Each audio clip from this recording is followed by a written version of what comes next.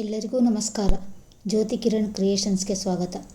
ಬನ್ನಿ, ಇಂದು ನಾವು ಸವಿಯಲಿರುವುದು ನಮ್ಮ ಮನೆಯ ರುಚಿಯಾದ ಪಡ್ಡು. ಬೇಕಾಗುವ ಪದಾರ್ಥಗಳನ್ನು ನೋಟ್ ಮಾಡಿಕೊಳ್ಳಿ. ಅರ್ಧ kg ಡಿಪ್ಪು ಅಕ್ಕಿ, 100 ಗ್ರಾಂ ಉದ್ದಿನಬೇಳೆ, ಸ್ವಲ್ಪ ಕಡಲೆಬೇಳೆ.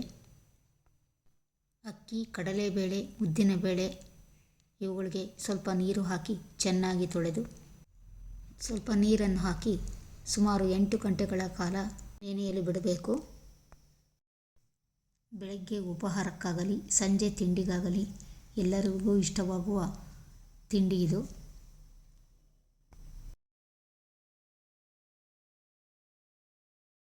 ಇದು ದಕ್ಷಿಣ ಭಾರತೀಯರಿಗೆ ಪ್ರಿಯವಾದ ತಿಂಡಿ.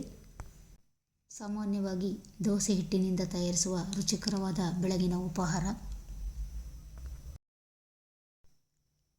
ಹೊರಗೆ ಕ್ರಿಸ್ಪಿ, ಒಳಗೆ ಮೃದುವಾಗಿ ಇರುವ ತಿಂಡಿ ಇದು. ನೋಡಿ, ಈಗ ಅಕ್ಕಿ ಚೆನ್ನಾಗಿ ನೆಂದಿದೆ. ಈಗ ಇದರಲ್ಲಿರುವಂಥ ನೀರನ್ನೆಲ್ಲ ಹೊರ ತೆಗೆದಿದ್ದೀನಿ. ಜೊತೆಗೆ ಸ್ವಲ್ಪ ರುಚಿಗಾಗಿ ಹಸಿಮೆಣಸಿನಕಾಯಿಯನ್ನು ಸೇರಿಸ್ಕೊಂಡಿದ್ದೀನಿ.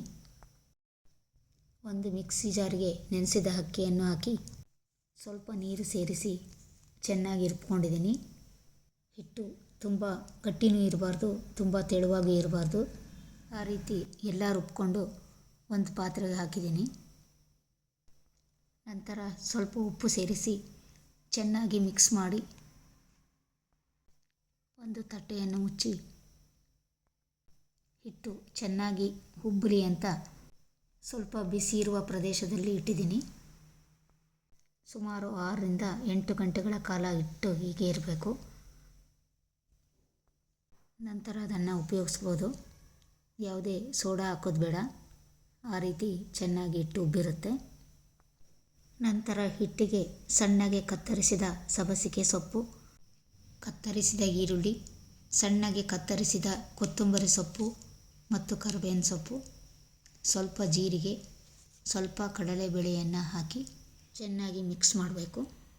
ಗ್ಯಾಸ್ ಹೊತ್ತಿಸಿ ಒಲೆಯ ಮೇಲೆ ಒಂದು ಪಡ್ಡಿನ ಹಂಚನ್ನಿಟ್ಟು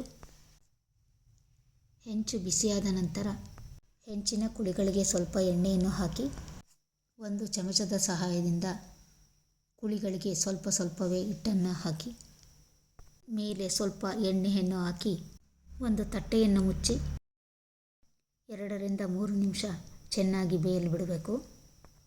ನಂತರ ಒಂದು ಚಮಚದ ಸಹಾಯದಿಂದ ಪಡ್ಡನ್ನು ಮಗುಚಿ ಹಾಕಿ ನಂತರ ಅದರ ಮೇಲೆ ಪುನಃ ಎಣ್ಣೆಯನ್ನು ಹಾಕಿ ಇನ್ನೊಂದು ಮಗ್ಗಲು ಬೇಯಲು ಬಿಡಬೇಕು. ಬೆಂದ ನಂತರ ಒಂದೊಂದನ್ನಾಗಿ ಹೆಂಚಿನಿಂದ ಹೊರತೆಗೆದು ಒಂದು ತಟ್ಟೆಯಲ್ಲಿ ಹಾಕಿ ಈಗ ಬಿಸಿ ಬಿಸಿಯಾದ ರುಚಿಕರವಾದ ಕ್ರಿಸ್ಪಿಯಾದ ಪಡ್ಡು ಸವಿಯಲು ಸಿದ್ಧ ಆಗಿದೆ. ಇದನ್ನು ತೆಂಗಿನ ಚಟ್ನಿ ಅಥವಾ ಟೊಮೊಟೊ ಚಟ್ನಿಯ ಜೊತೆ ಸವಿಯಬಹುದು. ತೆಂಗಿನಕಾಯಿ ಚಟ್ನಿಯ ಜೊತೆ ತುಂಬ ಚೆನ್ನಾಗಿರುತ್ತೆ. ಒಳ್ಳೆ ಕಾಂಬಿನೇಷನ್ನು. ಒಮ್ಮೆ ಮನೆಯಲ್ಲಿ ಟ್ರೈ ಮಾಡಿ ನೋಡಿ. ನಿಮಗೂ ಈ ರೆಸಿಪಿ ಇಷ್ಟ ಆದರೆ ಲೈಕ್ ಮಾಡಿ, ಶೇರ್ ಮಾಡಿ ಹಾಗೂ ಸಬ್ಸ್ಕ್ರೈಬ್ ಮಾಡಿ. ಹೊಸ ರೆಸಿಪಿಯೊಂದಿಗೆ ನಿಮ್ಮ ಭೇಟಿ ಮುಂದಿನ ವಿಡಿಯೋದಲ್ಲಿ. ನಮಸ್ಕಾರ.